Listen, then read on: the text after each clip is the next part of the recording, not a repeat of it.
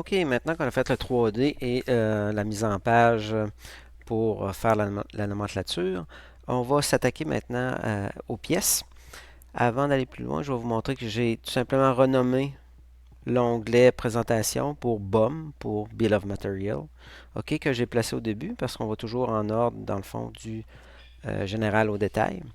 Fait qu'ici, il y aurait normalement la mise en plan de l'objet, OK, assemblé. On ne le travaillera pas nécessairement aujourd'hui. Euh, on va aller plus au niveau de la coque. J'ai renommé, dans le fond, l'onglet et pour aller travailler dedans. Fait que maintenant, on s'aperçoit qu'il y avait des erreurs au niveau de l'étudiant. Ici, si on parle juste de la mise en page, le cadre excède de la page, ça ne fonctionne pas. Fait que donc, on va aller modifier la mise en page en tant que telle. Coque, modifier. On va aller lui attribuer comme la page de la nomenclature. On va faire exactement la même chose. Monochrome, DWG du PDF. Et on va aller dans les expand. Ici, 17 par 11. Toujours se rappeler que l'échelle est correcte parce que même si on voit que c'est, dans le fond, c'est parce que la pièce est en millimètres et on demande une impression en pouces. Donc, c'est normal qu'on ait 1 à 25,4. On fait OK. On voit que tout a changé dans le fond. OK. On accepte tout ça. Parfait. Maintenant, on va aller venir ajuster le cadre encore une fois. On va venir le placer le plus proche possible de la zone d'impression. Et maintenant, il nous reste uniquement à changer l'échelle. On va faire apparaître les propriétés. OK. Ici, les échelles. Donc, de mémoire, c'est 1.07. Parfait. Et en hauteur, c'est 1.005 de mémoire. Parfait. On voit ici que, dans le fond, tout fait partie de la zone d'impression. OK. Maintenant, on va aller corriger le dessin. On a ici la vue qui est déjà là, qui a été mise sur DevPoint. Nous, on va aller la mettre sur fenêtre. OK. Et on va lui attribuer la couleur par défaut. Ça, c'est correct. Couleur du calque. Ça, c'est un peu de caprice, mais c'est correct. Allons-y comme ça. On va placer la fenêtre. On va double-cliquer dedans. On va enlever. On va essayer de mettre ça un petit peu plus beau. Vous voyez que je suis capable de bouger à l'intérieur de la fenêtre. Ça veut dire que la fenêtre n'est pas barrée. OK. Ça, idéalement, il faudrait le faire. Fait qu'on va le positionner, dans le fond, le mieux qu'on peut, au bon endroit, et je vais la barrer. Ici, je viens la barrer, fait que maintenant, je ne peux plus changer rien. Là, on voit qu'on avait caché tous les calques. OK, on va aller dans le fond, les rendre actifs. OK, CTRL A, bien sûr. On va aller rendre le tout actif. Parfait. On va tout faire réapparaître. Ça, c'est parfait. Oups, allons-y. Donc, toutes les codes devraient réapparaître tout ça. Ici, bien sûr, on a le 3D qu'on ne veut pas. OK? Pas dans cette vue-là. Fait que ce qu'on va faire, on va venir sur le 3D. Ici, geler ou libérer la fenêtre dans la fenêtre courante. On gèle tout ça. Vous voyez que le 3D a disparu. C'est excellent, c'est ce qu'on voulait. On va aller là, on va rapetisser peut-être un petit peu la fenêtre. Et maintenant, je vais créer la fenêtre avec la vue 3D. Ici. Pourquoi je la fais tout de suite? C'est tout simplement que ça va m'aider à faire la mise en page de mes vues ici. Fait que je vais aller dans présentation, bien sûr, je vais me créer une fenêtre rectangle, partir du coin, venir ici. Je vais la remettre bien sûr sur le calque fenêtre. Parfait. Ici, je vais rendre ça actif et je vais je vais aller cliquer là-dessus pour mettre ça en isométrique et je vais zoomer le plus possible. OK, je vais mettre ça pas mal. C'est pas mal bien comme ça. Et ici, dans cette fenêtre-là, je vais aller dans Propriétés, 3D, je vais sélectionner tout et je vais tout geler, sauf le 3D que je vais maintenant dégeler. Fait ce qui va apparaître, c'est cette vue-là, tout simplement. Ici, je pourrais me mettre dans le fond, je vais retourner dans mon... je vais retourner dans mon élément de base ici pour le mettre dans le fond en nuance de gris. Mais on va voir qu'à l'impression... Oh non, je vais me mettre en masqué plutôt. Ici, je vais voir qu'à l'impression, je vais être obligé de faire des petites modifs pour que ça passe bien. OK, on a tout ça. Maintenant, on voit ici la vue de l'étudiant. On va regarder ce qui ne fonctionne pas. Peut-être le texte ici, on n'a pas de besoin parce qu'on va l'avoir dans le cartouche. On va modifier le cartouche un petit peu plus tard. J'ai pas besoin de ce texte-là. Ça fait que ce que je vais faire, je vais le déplacer tout simplement. Parce que peut-être que dans mon mode objet, ben, c'est pratique de l'avoir. Ici, c'est beaucoup trop proche. On voit ici qu'on n'a pas de place pour la cote. Même chose, c'est un petit peu serré. Il y a beaucoup de cotes à l'intérieur. Normalement, on met ça à l'extérieur. Puis il y a des cotes qui sont, dans le fond, pas utiles. Fait qu'ici, je vais déplacer mes objets. Oups, peut-être lui que j'ai pas pris. Je vais me donner de l'espace un petit peu. Toujours en mode ortho, pour pas perdre mon alignement. Et voilà. Et ensuite, je vais déplacer un petit peu la cote. OK, pour avoir la cote ortho. Je vais faire la même chose avec la vue d'en haut. Déplacer. Je vais me donner de l'espace. Voilà. Parfait. Ici, je vais replacer dessus. Bon, on va zoomer. Maintenant, on va s'attaquer aux dimensions. On voit ici, quand on clique sur la pièce, il n'apparaît pas le petit symbole d'annotation. Ça veut dire que les cotes ne sont pas annotatives. On va essayer de les mettre annotatives, c'est-à-dire que les dimensions qu'on va mettre dans le style de cote, c'est ce qui va se reproduire sur la mise en plan. Fait que si on clique sur l'objet, on voit que c'est le style de cote standard, que ce n'est pas annotatif. On va aller modifier ce style de cote-là, dessin annotation. Parfait. On va aller dans Annoter. Et bien sûr, on a toutes les cotes ici. Et on va venir chercher notre gestionnaire de cotes. Et on va... Et mon Dieu, il y en a beaucoup. Beaucoup probablement qui ne servent pas. On va aller dans le standard, puis on va aller le modifier. OK, on a notre... pour modifier... Oh, il n'est pas là. Il nuit un petit peu, fait que je vais tout simplement le déplacer. Modifier. Et maintenant, je peux le modifier. Parfait. Maintenant, je vais aller dans les lignes. C'est rouge, c'est correct parce qu'à l'impression, je veux que ce soit rouge ou jaune pour que ce soit le plus mince possible. Mais on va le mettre du calque parce que j'aime bien que ce soit du calque. C'est le calque qui va contrôler tout. Symboles et flèches. Les lignes, c'est correct. Les distances, c'est bon. Ici, la taille de la flèche, bien sûr, on se rappelle, c'est 3 mm. Donc, on va mettre les standards requis au niveau dessin technique. On va aller dans le texte. Ici, le texte est en vert. Moi, je veux qu'il reste du calque. Okay? Je veux que tout soit de la même couleur parce que je veux que ce soit le calque qui contrôle le tout. Ensuite, la hauteur, on va mettre 3, une petite affaire de plus. Centré, centré, c'est parfait. Et maintenant, le décalage de la ligne. OK. Je vais venir ici. Si on regarde, ça s'est placé. Sauf que si on regarde ici, la ligne est collée sur le texte. C'est vraiment pas ça qu'on veut. On veut qu'il y ait une certaine distance. Ça fait qu'on va mettre 1 mm. On va voir ici que ça va changer. Enter. On voit qu'il est apparu une petite distance. C'est ce qu'on veut. Parfait. Maintenant, on va aller dans l'ajuster. Ici, ça me semble correct. Il y a juste ici, on va se mettre annotatif. Vous voyez que tout a disparu ici. On n'utilise pas l'échelle générale. C'est vraiment les dimensions qu'on vient de donner. C'est ce qui va apparaître sur la mise en plan. Unité principale, un chiffre après virgule. On est en millimètres, c'est parfait. En impérial, en pouces, si on veut, on aurait pu en mettre 2, 3. Tandis que en millimètres, 1, c'est bien suffisant. On va faire OK. Puis on va peut-être définir courant pour qu'il modifie tout. OK. Et activer. Parfait. Vous voyez que tout a changé. Ça s'est replacé, les couleurs ont repris et tout ça. On va créer une cote. OK. Avant de modifier le tout, on va créer une cote juste pour voir si tous les changements ont été appliqués. OK, on va ici. Parfait. Je vais peut-être avant, je vais me mettre sur le layer cotation. Et celui-là, je vais l'emmener sur le layer cotation. Cotation. On voit ici qu'il y a quelque chose qui se passe. OK? C'est-à-dire, le nouveau texte est plus petit un peu que l'autre. Ça veut dire que ces cotes-là ne sont pas à 100% mises à jour. OK? On va les mettre à jour. Et la façon de faire, c'est d'aller ici où es-tu? Non, c'est pas dans la présentation, c'est dans noter, excusez.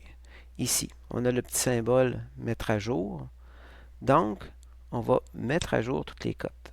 On va sélectionner tout. C'est pas grave si on sélectionne les objets, il va juste mettre à jour les cotes. Et on fait Enter. Et on voit que les cotes ont changé. Les cotes sont vraiment maintenant notatives. Ils ont la bonne dimension. Tout est correct. Maintenant, on va pouvoir s'attarder. Je vais enlever la cote, celle-là ne sert plus à rien. OK. On va pouvoir s'attarder sur la mise en plan là-dessus. OK. Faut s'assurer d'avoir les dimensions pour construire l'objet et aussi s'assurer que ici, cette cote-là, on met toujours les cotes le plus possible à l'extérieur. Fait qu'on va commencer par sortir cette cote-là. On va la mettre à l'extérieur. Parfait. Celle-là, on va l'écarter. Donc, on voit que c'est un petit peu mieux. Aussi, cette cote-là se rend jusqu'ici et on voit que ça passe par-dessus l'objet. C'est pas ce qu'on veut. Fait qu'on va tout simplement redéplacer pour venir ici. On voit maintenant que c'est vraiment ce qu'il faut faire. Parfait. OK. Ici, on a le rayon qui est à l'intérieur. Pourquoi le mettre à l'intérieur quand on peut le mettre à l'extérieur? Dans le fond, il faut le mettre à l'extérieur.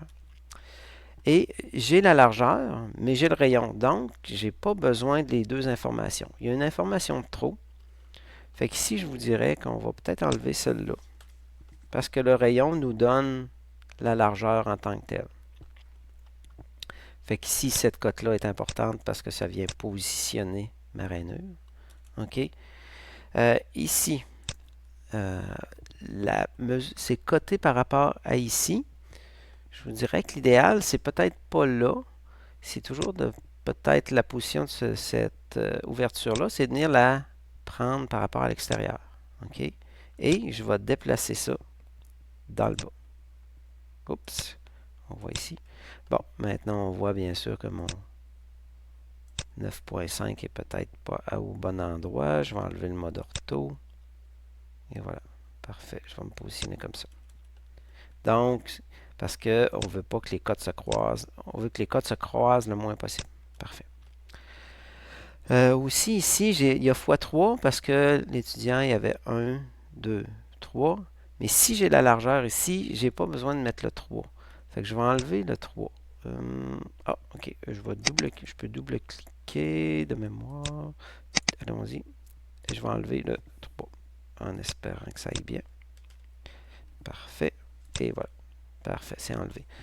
J'aime pas ça travailler de cette façon-là. On va faire apparaître le tableau des propriétés. Propriétés. Et voilà. Moi, j'aime bien l'avoir ici parce qu'on est capable plus facilement de modifier les choses. OK, maintenant, on n'est pas pire. Maintenant, c'est certain que ça nous prend la distance ici. Fait qu'on va venir la redonner. On va aller prendre une linéaire. On va prendre ce point-là. Oh, avant d'aller plus loin, on n'a pas l'intersection, dans le fond, le point d'épure. Fait qu'on va aller créer le point d'épure. On va aller créer une ligne, peut-être qui est là. Ensuite, répéter ligne. On va aller ici. Parfait. Je vais me faire un raccord AR0 pour venir faire ça comme ça. Parfait. Dans le fond, c'est un peu comme ça qu'on fait un point d'épure. Et ensuite, je vais aller mettre ma cote linéaire ici. À là. Et voilà. Maintenant, ce qui nous manque, c'est l'angle ici. La position du trou, je l'ai, c'est vrai. Je pourrais enlever celle-là pour alléger un petit peu le dessin parce que je l'ai, la position de l'ouverture. Donc, j'ai peut-être pas besoin de celle-là. On va enlever ça. On va l'enlever celle-là. Parfait. Maintenant, tout ce que ça nous prend pour créer la ligne, c'est l'angle. Fait qu'on va aller chercher l'angle. Ouh, je vais aller dans noter. L'angle ici. Et voilà. J'ai créé mon angle. Donc maintenant, je sais que je tire une ligne à 150. Rendu à 150, je descends à 63 degrés. Ensuite, j'aurai une ligne ici qui est à 100. C'est parfait. Ici, je vais essayer, au lieu que la ligne passe vraiment complètement à l'intérieur, je vais essayer de garder le tout à l'extérieur pour avoir le moins de ligne là. Fait qu'ici, on voit que ça donne bien. Donc, on a 63 degrés. Ensuite, on tombe à 0. La position de ce trou-là, elle nuit peut-être un petit peu. Je vais la mettre ici. Parfait. Donc, on voit que ça donne bien. Ici, j'ai la ligne au point d'épure, c'est correct. J'aurais pu donner aussi en même temps l'angle, même chose que l'autre, mais cette façon-là de coter est bonne aussi, d'aller chercher le point d'épure. Je vais peut-être juste m'éloigner. Ce que je vais faire, je vais prendre ce point-là, puis je vais aller le mettre ici. Ce que ça fait quand je prends ce point-là versus l'autre, c'est qu'il va les aligner. Maintenant, ici, je prends ça ici, je mets ça là, je l'aligne. Ici, on peut voir que, dans le fond, le point est vraiment sur le point d'épure. Ça fait que c'est correct. La chose qui n'est pas correcte ici, si on regarde, c'est on voit que la cote est prise à partir d'ici. Il n'y a pas de distance par rapport à l'objet. Et voilà. On va chercher ça et on va aller chercher le endpoint, l'extrémité qui est ici. Fait qu'on voit qu'il y a une distance. Donc, au fond, la cote ne touche pas à l'objet, ce qui est correct. Maintenant, ce qu'on va faire, on va peut-être aussi sortir cette cote-là. Ouais. OK. Ah, je suis désactivé. OK. Cette cote-là est dans l'objet. Ça fait que je vais essayer de, tout ce qu'on est capable de sortir, on va le sortir. Puis on va les mettre égal les deux ensemble. Parfait. Fait qu'on voit qu'on est capable. Ah, ici, on voit qu'on a une erreur aussi. C'était par rapport au point d'épure. On ne veut pas ça. On va aller chercher le quadrant ici. Ouais, je vais aller chercher le quadrant. Shift, bouton de droite. Quadrant pour être sûr que je suis au bon endroit. Parfait. Ici, c'est correct. Parfait. Celui-là, je pourrais le sortir aussi, mais ça impliquerait de passer beaucoup par-dessus l'objet. Fait que c'est peut-être pas idéal. Fait que celui-là, on va la tolérer ici. Celle-là, on est capable de le sortir à l'extérieur. On va le sortir. Parfait. 8, c'est correct parce qu'on a 8 rayons. Ici, on va essayer de la sortir aussi. Parfait. Et ici, on voit qu'il y a côté le point d'épure. Bon, pas bon, je vous dirais que c'est correct. Sauf que moi, personnellement, je préférerais peut-être aller coter le centre du cercle. Fait qu'on va faire ça ici. On va venir coter le centre. Ici, on va venir coter le endpoint. Et on va venir mettre ça comme ça ici, vis-à-vis l'autre cote. Fait qu'on voit ici qu'on a une belle continuité. Tout ce qu'il nous reste à faire pour coter le centre du rayon, c'est d'aller chercher une dimension ici. Là. Et voilà. Fait que, est-ce qu'on a tout pour créer l'objet? Dans le fond, exemple, si on part de ce point-là, 150 degrés, on a la distance là, donc on est capable de tracer là. On a la distance par rapport au bord, donc, parce qu'on est à 700, donc une ligne à 700, 200, on descend, parfait. On a la position de ce centre, de ce point-là. On a la position du centre, donc on est capable de faire ça, parfait. Donc, notre cotation serait terminée, ça serait complet. Fait qu'on a tout révisé ça. On est annotatif partout, donc ça fonctionne. Maintenant, tout ce qu'il nous reste à vérifier, peut-être on va essayer de grossir un petit peu. Ouais, je ne sais pas si je vais être capable de grossir la vue ici. Fenêtre. Parfait, comme ça. Je vais essayer de prendre le maximum. Parfait. Et on voit ici qu'on est correct. Je suis correct. Je vais geler tout ça. Ici, c'est gelé, c'est parfait. Donc, tout est beau. Ma mise en place sera terminée. C'est parfait. Maintenant, il me resterait juste à corriger le cartouche. Dans le fond, on l'appelait jouet. Oups, c'est en bas. Excusez. Jouet. Jouet. En majuscule. Jouet. Dessin de fabrication. C'est 3, c'est 9. Parfait. Le 11 décembre, c'est 06.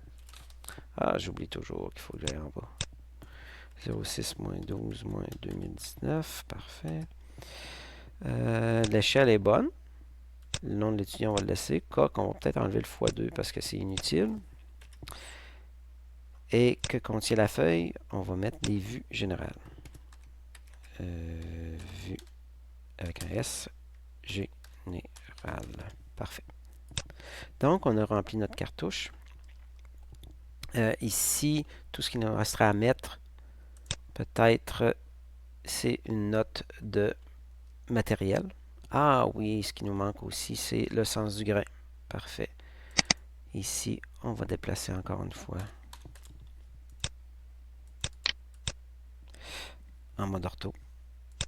On va venir insérer ici le sens du grain.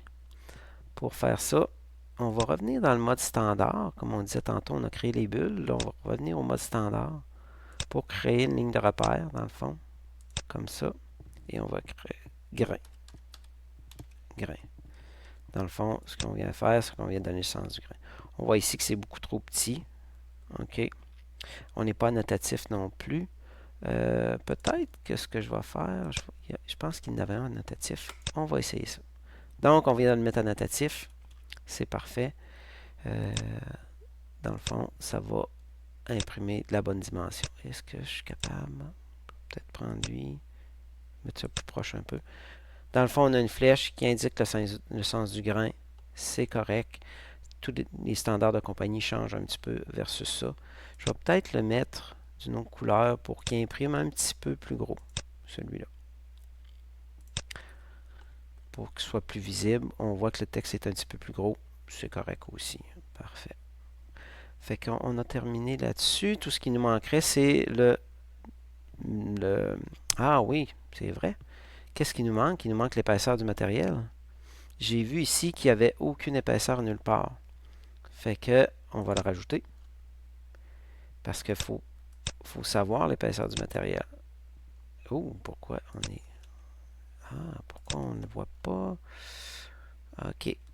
Ah, parce qu'on ne voit pas à travers. Parfait. Si je cache les fenêtres... Ah, je savais pas qu'il y avait un ordre. C'est nouveau avec les nouvelles versions. On va faire un aperçu tantôt. On va voir si la cote est... si on voit la cote ou pas. Mais ce qu'on aurait pu faire aussi. On va se mettre actif ici. On va l'enlever. Puis on va la mettre ailleurs. Ici. On va la mettre ici. Parfait. Et voilà. Ça, c'est beau. Il nous restait, comme je disais, à mettre le matériel. Fait que, étant donné que le cartouche n'a pas le matériel, on pourrait venir le mettre manuellement avec une seule ligne. On va essayer de faire ça comme ça, faire ça bien. Et maintenant, vous allez dire le matériel que vous avez besoin, que vous avez déterminé, érable.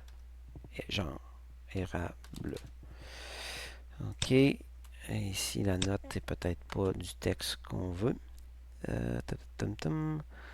Oh, le style. Le style examen. Oh, on va aller standard. Parfait. Standard, c'est comme ça. Il est peut-être gros un peu. Hauteur, on va le mettre à 3.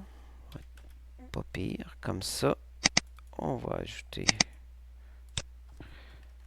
le accent aigu. Parfait. Érable.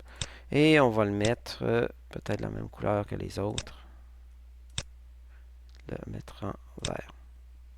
Wow, c'est pas ça. Je n'avais pas sélectionné. Je vais sélectionner l'objet et maintenant je vais lui dire que je le veux en vert. Donc ça devrait imprimer un petit peu plus gros. Fait qu'on a le matériel. La finition, dans le fond, on ne le mettra pas ici parce qu'on va faire la finition sur l'assemblage total. Ça fait qu'on n'a pas besoin de le mettre là. Fait que notre mise en plan serait terminée.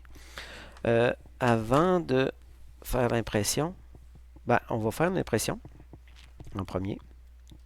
On va faire imprimer et on va demander un aperçu.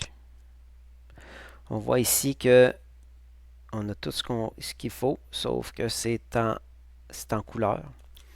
Le problème avec les vues 3D comme ça, c'est que il va toujours le mettre en couleur. Peu importe ce qu'on va essayer, il va le mettre en couleur. J'ai essayé beaucoup de choses, mais ça n'a jamais fonctionné. OK, oups, c'est pas ça que je veux. Oups, je vais revenir.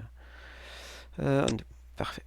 C'est que, dans le fond, ce qu'on va faire, quand on est rendu à l'étape finale, c'est qu'on vient mettre le 3D tout simplement en noir.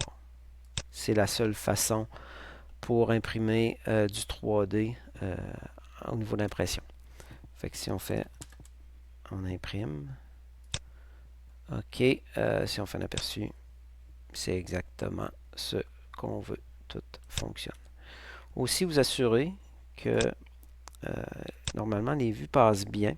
S'assurer ici que le visuel est en filaire 2D. Fait que, et voilà. Fait qu'on a fini la mise en plan d'une pièce et le changement des codes vers le annotatif.